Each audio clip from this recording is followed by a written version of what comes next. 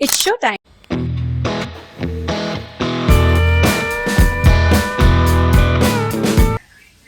जो मेरी YouTube audience है या मेरी जो ऑडियंस है इन जनरल, उसमें से बहुत सारे लोग ऐसे हैं जो जिन्होंने या तो इनिशियली अपना बिजनेस शुरू किया है या फिर वो अपना बिजनेस शुरू करने के बारे में सोच रहे हैं। आज के वीडियो में मैं अपना पर्सनल ई कॉमर्स सेटअप आपको दिखाऊंगी। ऑल्सो मैं आपको बताऊंगी कि कौन सी ऐसी चीजें हैं जिसको आप बिगिनिंग में स्किप कर सकते हो, कौन सी ऐसी चीजें हैं जो हम शुरुआत में इम्पल्सिवली बाय कर लेते हैं लेकिन उसकी बहुत ज्यादा नीड नहीं होती है। सबसे पहले जब आप ई कॉमर्स प्लेटफॉर्म्स पे ऑनबोर्ड होते हो और आपको ऑर्डर्स आना शुरू होते हैं तो सबसे बेसिक नीड जो होती है वो होती है लेबल प्रिंटिंग की।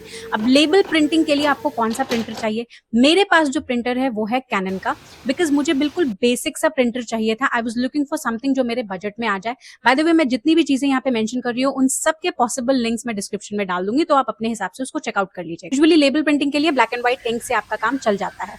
सो बेसिकली आप जो है अपने साथ एक ऐसा प्रिंटर भी रख सकते हो जो सिर्फ लेबल्स प्रिंट करता हो।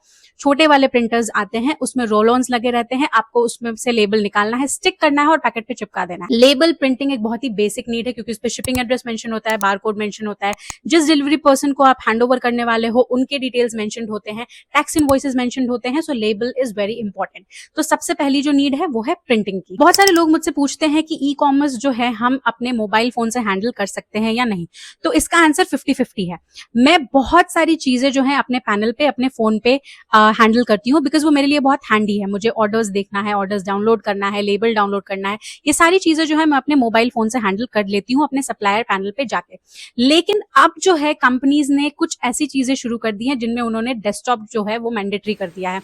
ऑफकोर्स आप फोन पे भी डेस्कटॉप साइट में जाकर के उसको हैंडल कर सकते हो, बट आई फील कि अगर आपके पास छोटा टैबलेट है, कोई लैपटॉप है, कुछ भी ऐसी बेसिक सी चीज है जो आप यूज कर सकते हो, नथिंग बेटर देन दैट। अगर आपको अपने पैनल को बहुत अच्छे से स्टडी करना है, अगर आप एक बिगिनर हो, तो आप जो है लैपटॉप का यूज जरूर करें, अपने पैनल को उस पर खोलें। बहुत सारी ऐसी फैसिलिटीज है, जैसे मैं आपको बताऊं, मीशो पे जो एड्स जो होते हैं या फिर जो सेल्स प्रमोशन होता है, जो आपको ब्लॉकबस्टर सेल में पार्टिसिपेट करना रहता है, वो आप अब मोबाइल पे नहीं ऑपरेट कर सकते, आपको डेस्कटॉप साइट की जरूरत पड़े। थर्ड जो बहुत इंपॉर्टेंट चीज जो आप अगर आप अपना ई कॉमर्स बिजनेस शुरू कर रहे हो तो आपके पास ये होनी चाहिए, that is e commerce packets.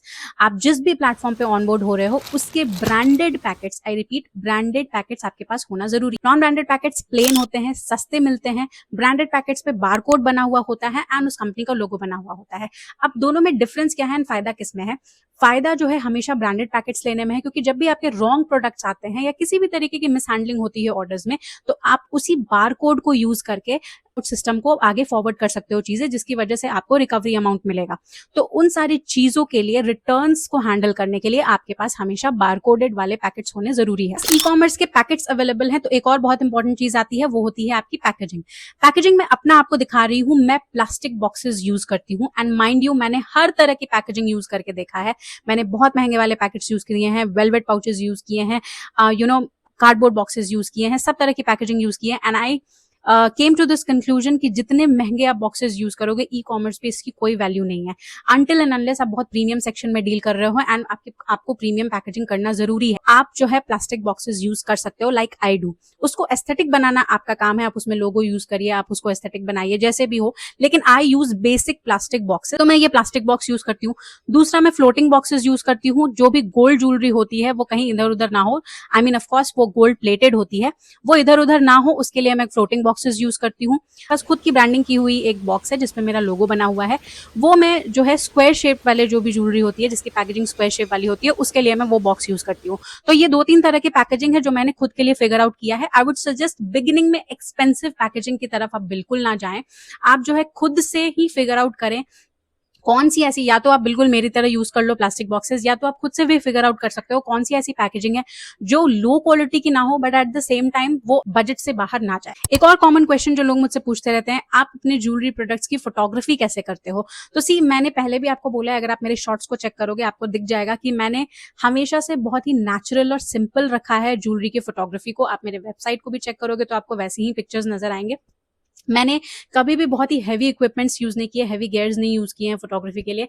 I have always followed this कि मैं इसको जितना सिंपल और रॉ रखूंगी उतना वो सही रहेगा, उतना कस्टमर्स को समझ आएगा कि प्रोडक्ट एक्चुअली में कैसा है और रिटर्न के चांसेस कम होंगे। तो I have always use this. अगर आप मेरे शॉर्ट्स चेक करोगे तो कभी मैंने सनलाइट यूज किया है, कभी मैंने रिंग लाइट यूज किया है, और कभी मैंने वो छोटे वाले लाइट यूज किए हैं। तो यही कुछ चीजें हैं जो मैं यूज करती हूँ। मैंने अपने पास रिंग लाइट रखा है, छोटा वाला भी लाइट है मेरे पास, और या फिर सबसे बेस्ट तो मुझे सनलाइट लगता है, या फिर मैं प्लांट्स, जो घर के नेचुरल प्लांट्स होते हैं, वो मैं यूज करती हूँ फोटोग्राफी के लिए। बस यही कुछ बेसिक सी चीजें हैं। अगर आपके पास एक सैटिन का क्लॉथ है, आपके घर में प्लांट है, अगर आपके पास एक टेबल है, अगर आपके पास सनलाइट है, you are done and sorted. आपका फोटोग्राफी का मसला क्लियर हो जाएगा। बेसिक स्टॉक रखने की जो बात आती है, तो मैंने दो तरीके से उसको डिवाइड किया हुआ है। एक तो वो होता है जो एवरीडे ज्वेलरी होती है। अगर आप होलसेलिंग में नहीं हो तो सेकंड पार्ट आपको जानने की जरूरत भी नहीं है। तो जो एवरीडे ज्वेलरी होती है, जिसके हर रोज ऑर्डर्स आते ही आते हैं, पीछे जो आप कबर्ड देख रहे हो उसमें मैंने उसको स्टोर करके रखा है। जितने भी वेराइटीज हैं जिसके डेली ऑर्डर्स आते हैं, मैं वो कबर्ड यूज करती हूँ, उसमें सारे स्टॉक्स रखे हुए होते हैं।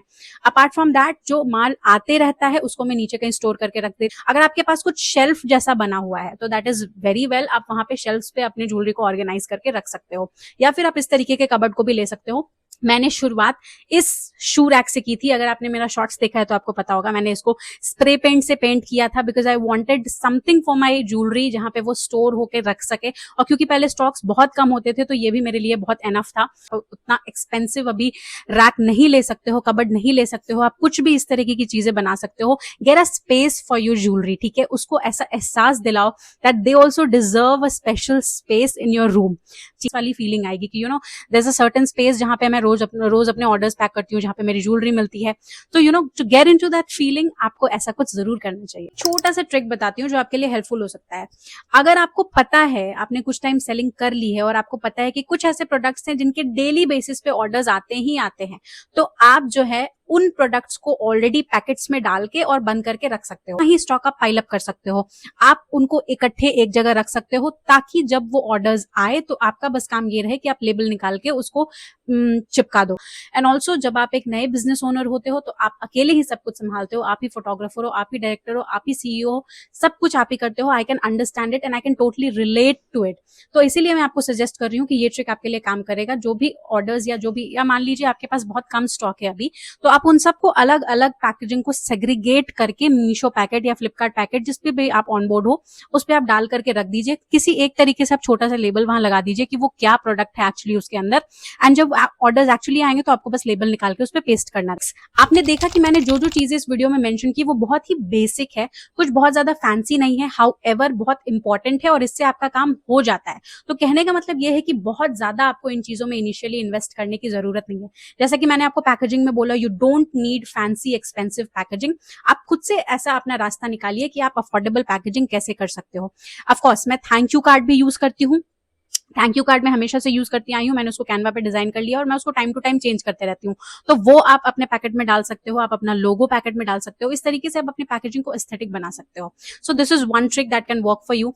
आपने देखा कि मैंने प्रिंटर भी अभी तक बिल्कुल बेसिक सा रखा हुआ है। तो आप जो है इनिशियली, या तो आपके अगल बगल अगर कोई स्टेशनरी है तो आप उनसे बोलकर अपने लेबल प्रिंट करवा सकते हो, अगर अभी आप प्रिंटर अफोर्ड नहीं कर सकते। फोटोग्राफी में बहुत ज्यादा इन्वेस्ट नहीं करना है कि बड़े बड़े अम्ब्रेला लाइट्स ले लिए और आधे से ज्यादा टाइम आप उसको यूज ही नहीं करोगे। मेरे पास हंड्रेड्स ऑफ शॉट मेरे चैनल पे आपको मिल जाएंगे जिसमें मैंने एक्चुअली फोटो खींचा और मैंने एक्चुअली उनको अपने साइट पे यूज किया है। बेसिक सा ई कॉमर्स सेटअप बना सकते हो, मैंने इसी को यूज किया है। एंड आई वुड सजेस्ट, अगर आप इसको फॉलो करेंगे तो बहुत ही budget friendly e commerce setup है ये आपके लिए। आई होप गाइज ये वीडियो आपके लिए इन्फॉर्मेटिव रही हो। नए सेलर्स के लिए स्पेशली मैंने ये वीडियो बनाया है।